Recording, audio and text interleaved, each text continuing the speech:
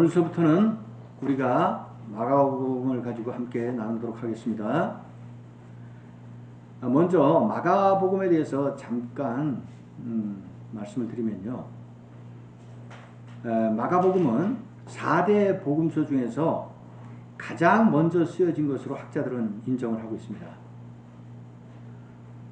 따라서 마가복음은 다른 복음서보다 굉장히 요약되고 짧게 구성이 되어 있는데 전체가 16장으로 끝납니다.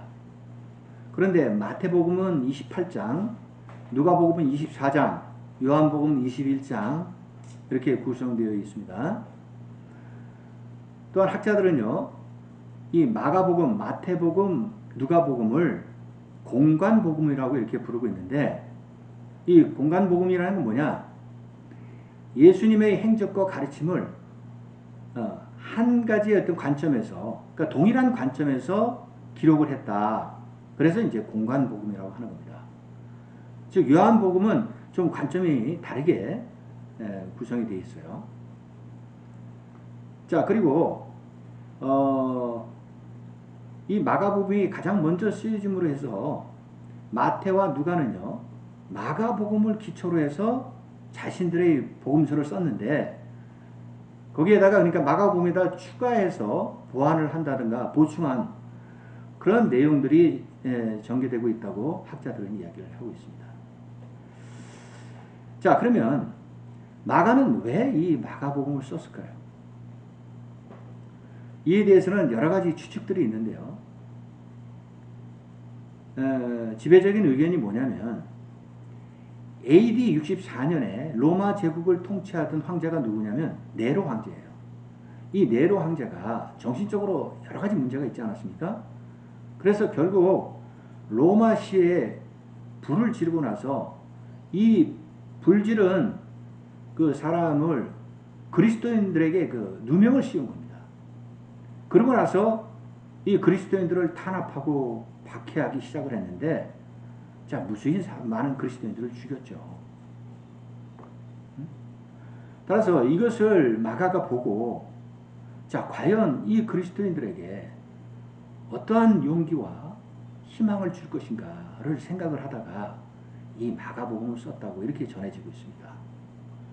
자, 그러면 이게 이어서 우리가 이제 복음에 대해서 좀 말씀을 나눌 텐데, 여러분, 복음이 뭡니까? 우리가 복음 하는데, 복음을 이야기하라면 이게 설명을 하기가 쉽지가 않은 것 같아요. 그리고 우리 그리스도인들이 아주 기초적인 그 용어들 있잖아요. 믿음, 사랑, 그런 거 이야기하라고 그러면 정확하게 이야기할 수 있는 사람이 과연 몇 명이나 될까? 예를 든다면 믿음이 뭡니까? 그러면 믿음, 우리가 매일 믿음 하는데, 이거 세상에서는 믿음을요, 어떻게 사전에서 표현하고 있냐면, 어떤 사건이나 어떤 사람에 대해서 믿어지는 것, 이걸 믿음이라고 이야기해요. 그러니까 보세요. 내가 주체가 돼서 믿는 걸 믿음이라고 한다는 거죠. 그러나 성경에서의 믿음은 완전히 다릅니다. 성경에서의 믿음은 내가 주체가 아니라 하나님께서 나에게 믿어지도록 허락하시는 것, 그걸 믿음이라고 한다는 거죠. 그러니까 주체가 내가 아니라 하나님이라는 거예요, 믿음이. 그걸 우리가 깨달아야 된다는 건데, 그 히브리서 11장에는 보이지 않는 것의 실상이 믿음이다 라고 이렇게 이야기를 하고 있는데요. 그리고 사랑이라는 것도 그래요. 우리가 성경에서 말하는 하나님의 사랑, 그리스도의 사랑은 사랑 중에서 아가페 사랑을 이야기하거든요. 근데 세상에서는 이야기하는 사랑은 에로스 사랑, 필레오 사랑, 이걸 이야기하고 있다. 사랑에도 이 세 단계 구분이 있잖아요. 그러니까 이와 같이 성경에서 말하는 거하고 우리 세상에서 말하는 거하고는 개념이 좀 다르다는 거, 그걸 우리가 먼저 생각을 해야 된다는 겁니다. 자, 복음이라는 건 뭐냐? 복음은 굿뉴스라고도 표기도 하고 복된 소식이라고도 하는데, 원래 성경에서 복음이라는 말을 쓰기 전에 이미 로마 제국에서는요, 헬라어로 이 복음이라는 말을 쓰고 있었어요. 그게 유앙겔리온이라는 단어인데요. 이게 헬라어로 어떻게 쓰였냐면, 새로운 제국에 왕이 등극을 한다든가, 또 전쟁에서 그 나라가 승리했을 때 백성들에게 이러한 기쁜 소식을 알려주는 걸, 그걸 복음이라고 했다는 겁니다. 근데 성경에서는 이와는 완전히 다르죠. 성경에서의 복음은 뭡니까? 한마디로 말하면 하나님께서 이 땅에 메시아를 보내서 인류를 구원하신다는 그 복된 뉴스, 복된 소식이 바로 복음이에요. 우리를 구원한다는 그것이 바로 복음이라는 겁니다. 더 구체적으로 말씀드리면 하나님께서 하나님의 아들 예수 그리스도를 이 땅에 보내셔서 그가 우리의 죄를 위해서 십자가에서 못 박혀 죽으시고 그가 3일 만에 부활하셨잖아요. 이와 같은 십자가의 사건과 부활을 믿음으로 해서 하나님으로부터 우리가 영생의 그 축복을 얻고 구원의 축복을 얻는 게 구원이라는 겁니다. 그런데 오늘날 있잖아요. 이러한 복음의 의미가 많이 변질되고 왜곡되고 있다는 겁니다.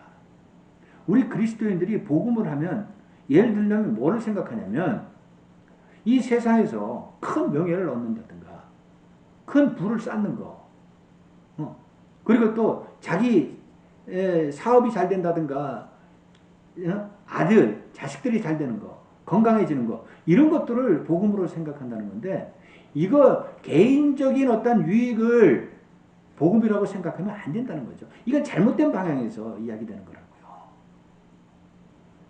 그러니까 복음은 가장 중요한 게 기본적으로 어디서 출발해야 하냐? 예수 그리스도에서 출발해야 되는 거예요. 예수 그리스도를 통해서 얻을 수 있는 거. 즉 한마디로 말하면 예수 그리스도가 복음이라는 겁니다. 그러니까 그걸 우리가 마음속에 머릿속에 가지고 있어야 된다는 거예요. 복음은 예수 그리스도시구나. 그래서 저는 오늘 본문의 제목을 이제 복음의 시작이라 라고 정했는데요. 오늘 본문에서 강조하고자 하는 것은 하나님께서 이제 새로운 세상, 즉 복음의 새로운 세상을 여셨다는 겁니다. 그러니까 예수 그리스도가 이 땅에 오심으로 해서 이제 복음의 시대가 시작이 됐는데 과연 그러면 우리 그리스도인들은 무엇을 어떻게 하면서 하나님 앞에 나아갈 것인가? 이걸 우리가 함께 생각해 보자는 것이죠. 자, 그럼 먼저 1절 보시겠습니다. 1절에서 마가는요, 하나님의 아들 예수 그리스도의 복음의 시작이라 라고 선포하고 있어요. 여기서 마가가 강조하고자 하는 건 딱 두 가지 포인트입니다. 하나는 예수님은 하나님의 아들이시고 그리스도다. 기름 부은 자를 이야기하는 겁니다. 그다음 두 번째는 예수 그리스도는 복음의 시작이다. 예수 그리스도가 복음이다. 이 두 가지의 명제를 결론적으로 지금 앞세우고 있는 겁니다. 이걸 지금 먼저 선포하고 시작하는 거예요. 그런데 마태, 누가복음에 보면 이렇게 시작하지 않습니다. 마태는 가장 먼저 뭘 하냐면 그리스도의 족보를 이야기해요. 누가 누구를 낳고 누가 누구를 낳고 누가 나가고.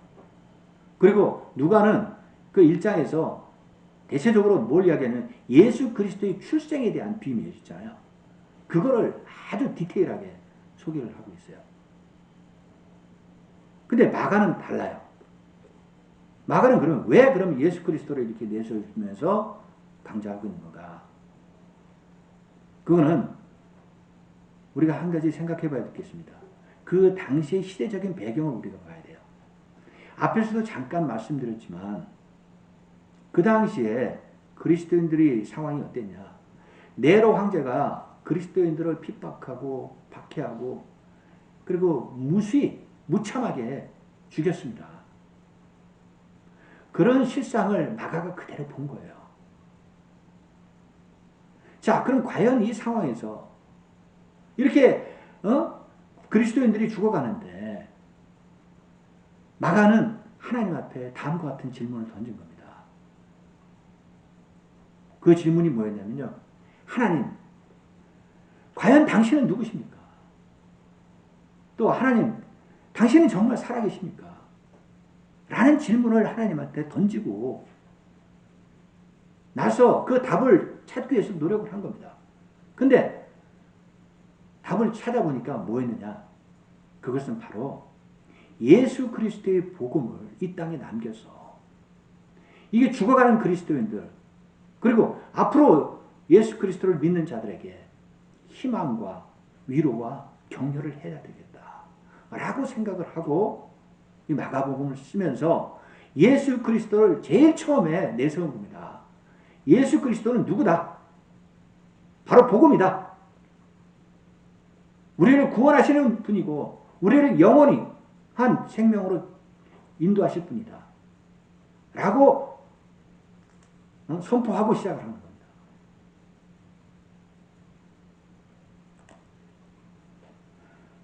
여러분, 이것은요, 그 당시의 시대적인 상황을 보면 혁명이었어요.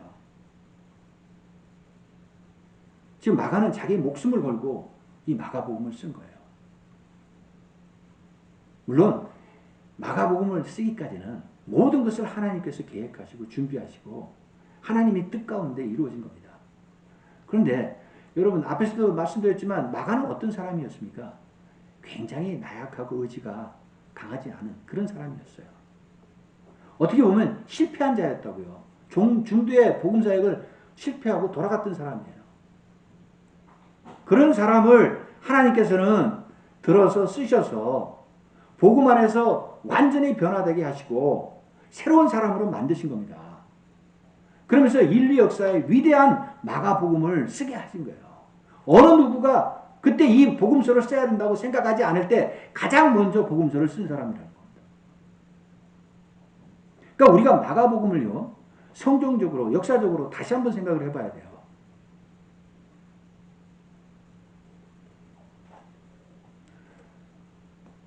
그래서 여러분 우리가 이 마가를 통해서 배울 수 있는 건 뭐냐? 이렇게 실패하고 쓸모없는 사람들이라 할지라도 하나님의 계획 안에서 하나님의 뜻 가운데서는 새롭게 복음 안에서 변화될 수 있다는 겁니다. 우리도 그렇게 될 수 있다는 겁니다. 그거를 먼저 말씀을 드리고요. 자, 2절을 보십시오. 이렇게 해서 시작을 했는데 2절에서 선지자 이사야의 글에 보라 내가 내 사자를 내 앞에 보내노니 그가 내 길을 준비하리라. 3절 광야에 외치는 자의 소리가 있어 이르되 너희는 주의 길을 준비하라. 그의 오실 길을 복귀하라. 기록된 것 같이. 지금 이 2절 3절의 말씀은요. 구약의 선지자의 말씀을 인용해서 마가가 지금 여기서 기록하고 있는데 이것은 예수 그리스도에 직접적인 관련된 내용이 아니라 누구에 관련된 내용입니까? 지금 1절에서 예수 그리스도의 복음이다라고 선포해 놓고 지금 2절과 3절에서는 예수 그리스도가 아니에요. 여기 주인공이 누굽니까 지금? 세례 요한을 등장시키고 있어요. 세례 요한을. 구약의 말씀을 인용해서 세례 요한을 등장시키고 있다는 겁니다. 그리고 2절의 말씀은요. 선지자 이사야의 글에 보라 이렇게 했는데 이건 2절은 이사야의 글이 아니에요. 말라기 선지자의 글입니다. 그럼 학자들은 이걸 왜 그러면 이사야의 글이라고 이렇게 했는지에 대해서 어떻게 해석하냐면 이사야 선지자가 3절에 했던 지금 말씀이거든요. 이사야 선지자를 대표적으로 내세워서 이야기를 하고 있다. 이렇게 해석을 합니다. 자, 2절은 말라기 선지자 3장 10절의 말씀이고요. 3절은 이사야서 40장 3절의 말씀이에요. 그러면 왜 지금 마가는 여기서 세례 요한을 등장시키고 있는 것일까요? 그 이유는 바로 하나님께서 구약의 선지자를 통해서 예언하신 말씀이 신약 시대에 들어와서 그대로 성취되고 있다는 것을 지금 증거하기 위해서 마가가 이거를 등장시키고 있다는 겁니다. 여러분, 구약의 마지막 성경 말씀이 뭐죠? 말라기입니다. 말라기서가 구약의 마지막 말씀인데, 말라기서가 4장으로 끝나는데요. 말라기서 마지막 5절, 6절의 말씀을 제가 한번 읽어볼게요. 어떻게 기록되어 있냐면요. 말라기서 4장 5절, 6절입니다. 보라, 여호와의 크고 두려운 날이 이르기 전에 내가 선지자 엘리야를 너희에게 보내리니 그가 아버지의 마음을 자녀에게로 돌이키게 하고 자녀들의 마음을 그들의 아버지에게로 돌이키게 하리라. 돌이키지 아니하면 두렵건대 내가 와서 저주로 그 땅을 칠까 하노라 하시니라. 지금 이 말씀을 보면요. 가장 먼저 5절에서 뭐라고 그러냐면 내가 선지자 엘리야를 너희에게 보낸다고 말씀하고 있어요. 이 선지자 엘리야가 상징하는 사람이 누구냐면요. 이게 바로 세례 요한이에요. 세례 요한을 너희에게 보내겠다라고 하나님께서 언약하시는 거예요. 네? 그리고 6절에서는 세례 요한에 대한 사명을 이야기하고 있는데 그가 아버지의 마음을 자녀에게로 돌이키게 하고 자녀들의 마음을 그들의 아버지에게로 돌이키게 한다는 겁니다. 그러니까 무엇을 의미하는 거냐면 지금 하나님과 이스라엘 백성들의 관계가 끊어졌다는 거예요. 이제 이스라엘 백성들의 불신앙, 불순종, 폐역, 그 죄악들로 인해서 하나님의 관계가 완전히 끊어졌어요. 지금 그게 구약의 마지막 말라기서의 말씀이라고요. 근데 그거를 회복시키기 위해서 누구를 보내시겠다는 겁니까? 세례 요한을 보내시겠다고 하나님께서 지금 이 언약을 하고 계시는 거라고요. 그러니까 세례 요한은 구약과 신약을 잇는 브릿지, 그 다리 역할을 한 사람이에요. 그러니까 성경적으로 보면 굉장히 중요한 사람이에요. 그리고 역사적으로 말라기서가 이렇게 쓰여지고 나서요. 400년 동안 이스라엘 백성들에게 하나님께서는 아무 말씀을 안 하셨어요. 침묵기를 400년 동안 하나님께서 이끌어 오셨어요. 그리고 신약시대가 시작이 돼요. 근데 신약시대에 하나님의 말씀에 사명을 받은 첫 번째 사람이 누구냐? 예수 그리스도보다 6개월 먼저 태어났어요. 세례 요한이 하나님의 말씀 안에서 태어났다고요. 그리고 신약이 시작된 겁니다, 지금. 그러니까 세례 요한이 중요할 수밖에 없어요. 그래서 마가는 세례 요한을 등장시켜서 하나님의 말씀이 언약하신 대로 다 성취된다라는 것을 지금 강조하고 있는 거예요. 자, 그래서 2절을 보시면요. 내가 내 사자를 내 앞에 보내노니 이게 말라기서 3장 1절의 말씀인데 내 사자를 보낸다는 게 누구라고요? 세례 요한이에요. 세례 요한을 보내서 그가 예수 그리스도 메시아가 오는 길을 준비하게 한다는 겁니다. 그 다음에 3절에서는 이거는 이사야서 말씀인데요. 광야에 외치는 자의 소리가 있어 이르되 너희는 주의 길을 준비하라. 그의 오실 길을 곧게 하라. 여기서 광야에 외치는 자의 소리가 누구를 지금 상징하는 겁니까? 세례 요한을 상징하는 거예요. 세례 요한이 가는데 그가 예수 그리스도가 먼저 가서 이 땅에 예수 그리스도가 오신다라는 것을 많은 사람들한테 선포하게끔 알리게끔 하시는 사명을 주셨다는 겁니다. 그걸 지금 마가가 지금 소개를 하고 있는 거예요.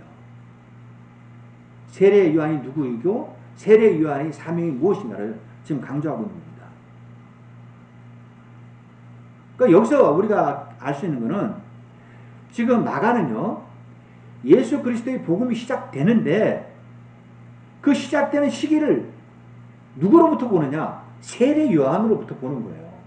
세례 요한이 와서 예수 그리스도가 메시아가 오는 길을 닦고 만들고 놓는 그런 역할을 하는 그 시점부터 복음이 시작되는 거로 본다고요. 그래서 세례 요한이 먼저 등장하고 있는 겁니다. 자, 그리고 4절 5절 보세요. 세례 요한이 광야에 이르러 죄사함을 받게 하는 회개의 세례를 전파하니 온 유대 지방과 예루살렘 사람이 다 나아가 자기의 죄를 자복하고 요단강에서 그에게 세례를 받더라. 4절은 세례 요한이 광야에서 외치면서 인류의 구원자 메시아가 온다는 것을 지금 소리쳤다는 겁니다.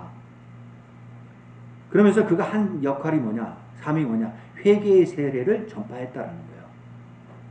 이걸 마태복음 3장 1절에 보면 뭐라고 기록하고 있냐면요. 세례 요한이 유대 광야에서 회개하라 천국이 가까웠느니라 라고 외쳤다고 기록하고 있어요. 그러니까 세례 요한이 결국 광야에서 외친 소리는 뭐였냐? 회개하라 천국이 가까웠느니라 라고 외쳤다는 겁니다. 지금. 그랬더니 결국 5절에서 온 유대 지방과 예루살렘 사람들이 다 나아가 자기의 죄를 자복하고 회개하고 그러니까 하나님께로 돌이켰다는 거예요. 여기서 회개는. 그러면서 결국은 요단강에서 세례 요한으로부터 물세례를 받았다 라고 지금 기록하고 있습니다. 그럼 여기서 우리가 이제부터 두 가지를 생각을 해봐야 돼요. 그 첫 번째가 뭐냐?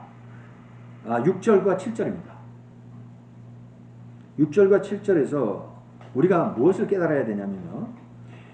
자, 요한은 낙타털 옷을 입고 허리에 가죽띠를 띠고 메뚜기와 석청을 먹더라. 7절 그가 전파에 이르되 나보다 능력 많으신 이가 내 뒤에 오시나니 나는 굽혀 그의 신발끈을 풀기도 감당하지 못하겠노라. 지금 6절에서는 세례 요한이 광야에서 어떻게 살았는지를 지금 표현하고 있어요. 그는 낙타털 옷을 입고요. 그리고 메뚜기와 석청을 먹고 살았다고 지금 기록하고 있는 겁니다. 그러니까 한마디로 말해서 광야에서 이렇게 살고 있는 이 모습은 광야는 사람이 살 수 없는 거예요. 이스라엘 광야는요. 돌덩어리로 화강으로 돼 있고 거기는 흙이라고는 찾아볼 수도 없는 그런 험난하고 위험한 그런 곳이에요. 그런 곳에서 세례 요한은 살았다는 겁니다. 먹을 것도 제대로 먹지 못하고 그리고 입을 옷도 제대로 없는 그런 상황에서 고난과 역경과 시련 속에서 살았다는 것을 지금 우리가 알 수 있어요. 그 자신과의 싸움에서 오직 그가 한 일은 뭐냐? 하나님이 자신에게 주신 사명, 메시아가 오시는 길을 만들고 많은 사람들에게 메시아가 온다는 것을 전파함으로써 그들을 회개받도록 하는 것. 그것을 지금 하고 있다는 겁니다. 그럼 왜 세례 요한은 이런 광야에서 정말 인간이 살아가기 힘든 곳에서 이런 험난한 생활을, 혹독한 생활을 하고 있는 것일까요? 그 이유가 뭡니까? 그 이유에 대해서는 여러 군데서 소개하고 있는데 아주 자세하게 소개하고 있는 게 뭐냐면 누가복음 1장 76절에서부터 기록하고 있는 내용을 제가 말씀드릴게요. 누가복음 1장 76절에 이 아이여 하고 하나님께서 말씀하십니다. 이 아이여 누굽니까? 세례 요한이에요. 세례 요한이 하나님께서 뭐라고 이야기하시냐면 내가 지극히 높으신 이의 선지자라. 네가 선지자 세례 요한이라는 겁니다. 그러면서 일컬음을 받고 주 앞에 앞서가서 그 길을 준비하여 주의 백성에게 그 죄사함을 말미암는 구원을 알게 하리니. 자, 보세요. 세례 요한이 탄생했을 때 하나님께서 분명히 세례 요한에서 이 말씀을 예언을 하셨어요. 네가 해야 될 일은 뭐냐? 네가 누구냐? 너는 선지자인데 네가 해야 될 일은 메시아가 오는 길, 그걸 미리 가서 준비하는 자다 라고 말씀을 하고 계십니다. 그러니까 하나님께서는 세례 요한이 태어날 때부터 이미 계획하시고 하나님의 뜻 가운데서 세례 요한을 쓰시기 위해서 다 작정을 하셨다는 겁니다. 그리고 80절에 뭐라고 그러냐면요. 이 아이가 자라며 심령이 강해지며 이스라엘에게 나타나는 날까지 빈들에 있으리라. 세례 요한이 빈들 광야에서 그는 어렸을 때부터 그곳에서 살아갈 수밖에 없는 그런 사람인 것을 하나님께서 이미 말씀하고 계신 거라고요. 그러니까 하나님 안에서 세례 요한은 철저히 준비된 사람이고 철저히 쓰임받는 사람으로 이 땅에 왔고요. 세례 요한도. 그는 오직 그리스도의 영광만을 위해서 헌신하며 살다간 사람이었다는 것을 우리가 알 수 있다는 겁니다. 그러면서 7절에 뭐라고 그러냐면요. 나보다 능력이 많으신 이가 내 뒤에 오시나니 나는 굽혀 그의 신발끈을 풀기도 감당하지 못하겠노라. 자, 세례 요한이 자신에 대해서 이렇게 이야기하고 있어요. 내 뒤에 오시는 분은 정말 위대하신 분이라는 겁니다. 그 위대하신 분, 예수 그리스도의 신발끈을 풀기도 나는 감당하지 못할 것 같다. 뭡니까? 하나님 앞에서 정말 자신을 낮추고 낮은 자세로 겸허히 겸손한 모습으로 나아가고 있는 세례 요한의 모습을 알 수 있다는 거죠. 신발끈마저도 풀지도 못하는 그러한 존재라는 거예요, 자기는. 여러분, 여기서 우리가 한 가지 짚고 넘어가야 될 게,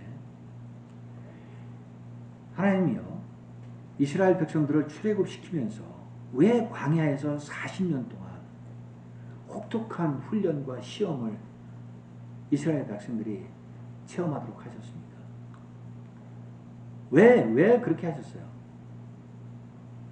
신명기 8장 2절에 보면 그 이유에 대해서 분명히 말씀하고 계시잖아요. 내 하나님 여호와께서 이 40년 동안에 내게 광야길을 걷게 하신 것을 기억하라.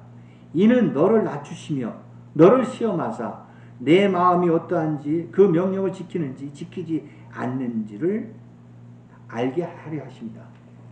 뭡니까? 이스라엘 백성들을 하나님이 선택해서 불렀잖아요. 근데 그들은 하나님을 불순종하고 불신앙하고 우상 숭배를 하면서 많은 죄악을 저지르고 결국 그들이 하나님 앞에 겸손하지 못하고 교만했기 때문에 하나님이 그들을 낮추시기 위해서 그 교만함을 떨쳐내기 위해서 40년이라는 세월을 광야에서 훈련하게 하시지 않았습니까? 일주일이면 갈 만한 거리를 40년 동안은 광야를 돌게 하셨다는 거예요. 이게 바로 교만함 때문이라는 겁니다. 그러나 세례 요한은 어떻습니까? 하나님 앞에 완전히 낮아지는 자의 모습으로 겸손한 자의 모습으로 나아가고 있다는 겁니다. 따라서 제가 첫 번째 결론을 말씀드리는 것은 우리 그리스도인들도 이 세례 요한처럼 하나님 앞에 항상 낮아지는 겸손한 자의 모습으로 나아가야 된다는 것을 말씀드리고 싶은 겁니다. 그러기 위해서는 하나님 말씀에 일단 믿음으로 순종하고 오직 그리스도의 영광만을 위해서 살아가는 우리가 되어야 된다는 것을 강조드리는 겁니다. 자, 그 다음에 우리가 두 번째 세례 요한으로부터 배워야 될 게 뭐냐? 8절에 있습니다. 8절을 보세요. 나는 너희에게 물로 세례를 베풀었거니와 그는 너희에게 성령으로 세례를 베푸시느니라. 자, 여기서 보면요. 세례 요한은 자기가 베푸는 물세례와 예수 그리스도가 베푸는 성령의 세례는 완전히 다른 것이다 라는 것을 말씀하고 있어요.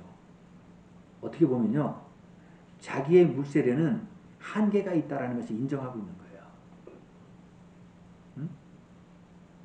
여러분, 지난번에도 몇 번 말씀드렸는데 물세례는 과연 무엇을 이야기하는 겁니까? 물세례는 앞에서도 막 이야기하고 있지만 세례 요한이 베푸는 세례인데 회개의 세례라고 이야기하고 있잖아요. 우리를 회개하게 함으로써 죄를 용서받게 하는 거. 그게 물세례예요. 그러니까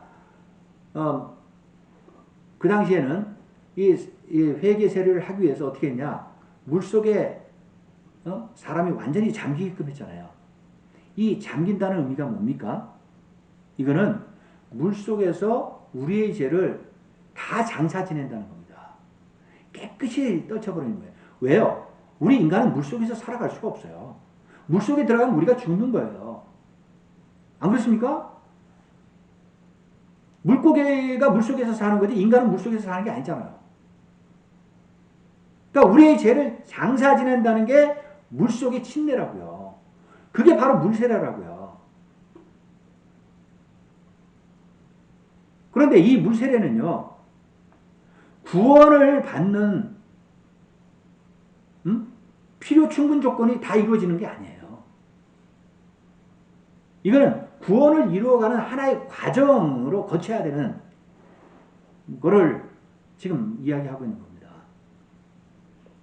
따라서 물세례로 이끌어 구원이다? 아니라는 겁니다. 이거는 우리를 회개함으로써 거듭나는 것까지 회개하는 거예요. 그리고 죄를 용서받는 거예요. 죄사함까지 해요. 그거를 세례 요한은 분명히 깨닫고 있다는 겁니다. 회개하는 데는 물세례가 굉장히 중요한 역할을 하는 거예요. 그래서 마태복음 3장 8절에 보면 세례 요한의 물세례는 그러므로 회개에 합당한 열매를 맺는 것이다 라고 기록하고 있어요. 회개에 합당한 것까지만 물세례가 허락된다는 겁니다. 자, 그럼 두 번째, 예수 그리스도가 베푸시는 성령의 세례는 뭐냐 이거죠. 그러면 따라서 이게 두 번째 강조하고자 하는 것은 하나님께서는 세례 요한에게 물 세례를 주시고 또 예수 그리스도에게 성령의 세례를 주심으로 해서 이 세례 하나님이 왜 이런 세례를 두 사람에게 각기 다른 것을 주셨는지 그 목적을 분명하게 주셨다는 겁니다. 목적이 다르다는 거예요. 결국은. 따라서 두 번째 우리가 배워야 될 건 뭐냐? 세례 요한을 통해서 세례 요한처럼 우리도 하나님의 목적을 분명히 깨닫는 자들이 돼야 된다. 라는 것을 강조하고 싶은 겁니다. 그래서 오늘 본문의 요약은 뭐냐? 첫 번째, 우리는 하나님 안에서 항상 겸손하고 낮은 자의 모습으로 살아가야 된다는 것. 그 다음에 두 번째는 하나님께서 우리 각자에게 주신 다 목적이 있다는 겁니다.